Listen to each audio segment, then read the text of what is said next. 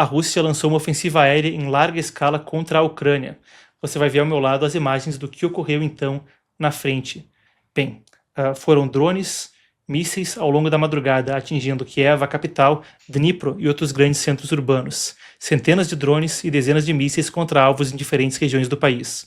Isso acontece cerca de uma semana de alertas, depois de cerca de uma semana, de alertas feitos pelo presidente ucraniano Volodymyr Zelensky, que alertava a preparação russa para um novo ataque de grande porte. Esse é um que fura a normalidade do conflito, um ataque considerável. Teve um balanço recente agora divulgado pelas autoridades ucranianas e reportado também pela agência Reuters, falando de 22 pessoas que acabaram morrendo em consequência do ataque e mais de uma centena de feridos. Centenas é de fato o termo a ser utilizado. 656 drones e 73 mísseis se estima em termos dos projéteis lançados, mais de 700 durante a operação, com áreas urbanas sendo atingidas, centros industriais, instalações de infraestrutura em diferentes partes do território ucraniano.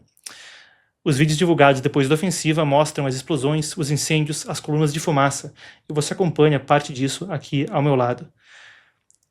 As imagens circularam enquanto as autoridades ucranianas também realizavam um levantamento sobre o dano e o número de vítimas.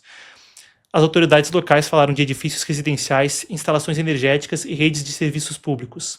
Palavra-chave: instalações energéticas, conforme ao longo do ano se viu mais e mais, tanto de um lado quanto do outro, o refinamento de petróleo, as indústrias energéticas e os serviços públicos serem atingidos. Uma guerra que busca focar na questão mesmo da capacidade das indústrias, de um país ou do outro, de persistir. Ao longo do dia os números ainda se atualizam e qualquer atualização a gente pode trazer amanhã. Existe uma série de quês interessantes para a gente desdobrar a partir desse gancho, porque é um momento interessante no conflito entre Rússia e Ucrânia. O ponto inicial que eu quero trazer para a gente desdobrar isso, indo da notícia para análise e entendendo tudo que circula o fato, é o seguinte.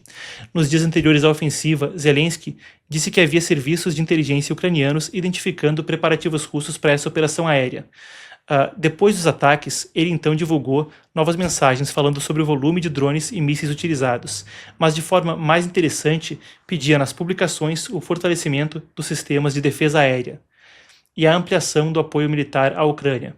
A ampliação do apoio militar já é coisa tradicional. Quase todas as publicações, quando há um ataque como esse, pedem justamente que possa se renovar a entrega de armamento, e sem o armamento ocidental, que permitiu que esse conflito durasse 4 anos, com a Ucrânia tendo esse ativo para resistir, claro, não seria possível que a Ucrânia se mantivesse na frente de combate por tanto tempo.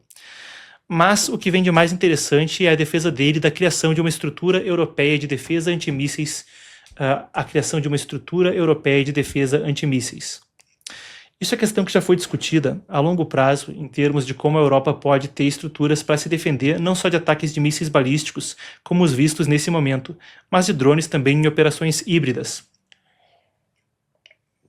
Aí eu quero relembrar o que foi também a conferência da Assembleia Geral das Nações Unidas em Nova York em setembro passado. Ali eu tive a oportunidade também de estar lá cobrindo e fazendo a tradução simultânea de alguns dos discursos aqui nesse canal. E eu me lembro bem que quando Zelensky foi discursar, ele pontuava precisamente a questão dos drones. E dizia que isso seria um desenvolvimento bélico que poderia facilmente sair de controle. E era melhor investir agora em um escudo antidrones e em formas de lidar com essa ameaça no longo prazo, ao invés de se pensar em um cenário onde no futuro se pudesse ver drones com ogivas nucleares circulando, ou campos de batalha onde instalações inteiras e áreas civis inteiras tivessem que ser levadas para debaixo do solo pela ameaça de drones. E claro que tudo isso soa muito distópico, mas não precisa nem ir muito longe. A Rússia tem utilizado o que são chamadas de táticas de zona cinzenta nessa guerra, baratas para quem agride, mas caras para quem defende. Por exemplo, a ideia de um escudo antimísseis ou um escudo antidrones abrangendo uma vasta área da União Europeia não soa como algo mais caro do que mandar 3 ou 4 drones para entrar em um país como a Polônia ou a Romênia.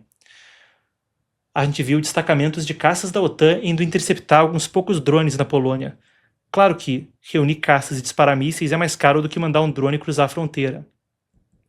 Agora, esse tipo de iniciativa é um dos pontos que destaco como vem na repercussão desse ataque, porque ele nos ajuda a vislumbrar um ponto muito maior que pode extrapolar o que acontece na Ucrânia para o que acontece no continente europeu inteiro.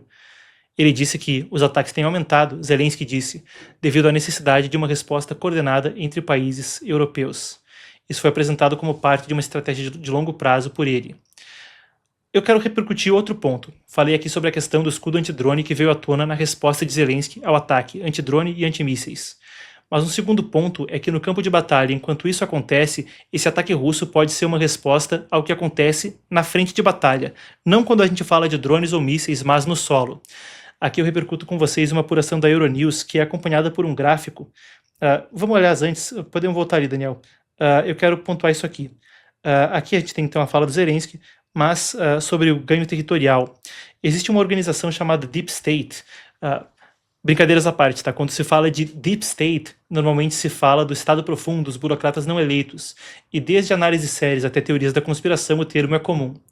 Fui a fundo nisso quando a gente falava da eleição americana, não quero sair demais do assunto aqui. Ponto é. Então tem esse portal, tem essa organização que tem esse nome, mas se pontua o seguinte numa apuração que eles fazem.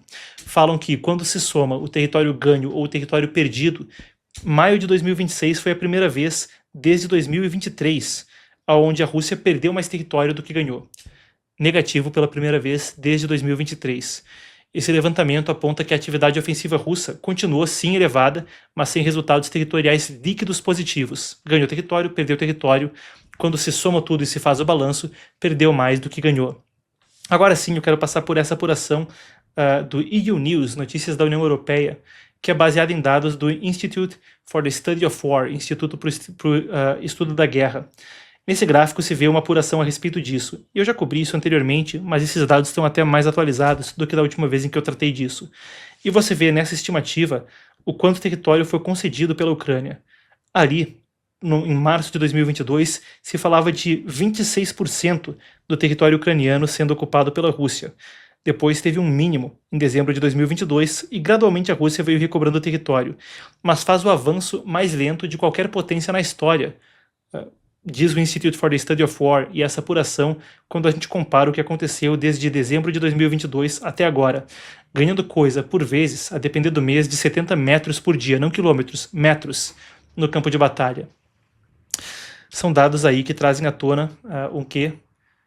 De estagnação no conflito. E perifericamente a isso também mostra um momento da Ucrânia que consistentemente tem falado de ter esperança de que ao longo dos próximos 6 meses se possa ver uma reversão na sua sorte em termos do campo de batalha.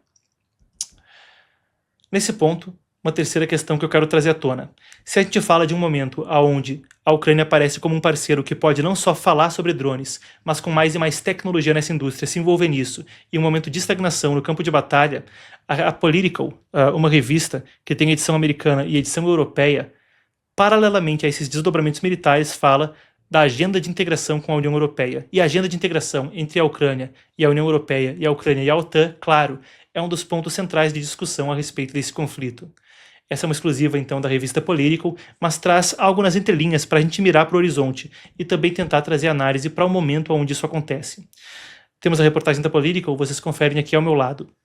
Ela detalha que diplomatas europeus revelam, então, a essa reportagem que Ucrânia e Moldávia, país vizinho da Ucrânia, estariam próximas de iniciar negociações formais de adesão à União Europeia.